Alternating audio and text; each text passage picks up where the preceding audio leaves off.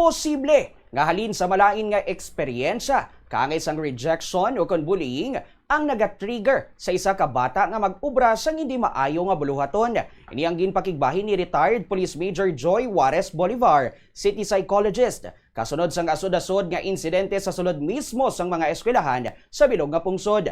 Sa interview sang Bombo Radio kay Bolivar, iya ginpahayag nga agud malikawan ang kaangay nga mga insidente. Importante nga mayara na sang intervention kung mayara sang nakit-an nga hindi maayo nga pag-intindihanay sa sulod sang eskwelahan. Sunod sa iya, hindi mental health ang nagaisahanon nga rason kung mayara sang hindi halos makontrol nga emosyon sang tawo, kundi amo man ang tuman nga kaakig o kung kahadlok halin sa iya na eksperyensyahan.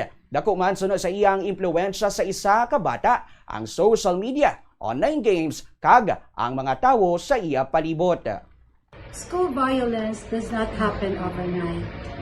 And it usually nag-start na siya sa isa ka trigger or negative experiences ng isa ka bata. Whether the student feels rejected, bullied, or naka-feel siya sa humiliation. And that is why prevention is very important. And aside from that, hindi na siya, anger slowly builds up sa isa ka tao. And before violence happens, there are still cycle or process na experience ng isa ka tao. That is why, before that happens ng isa ka violence, intervention is very important.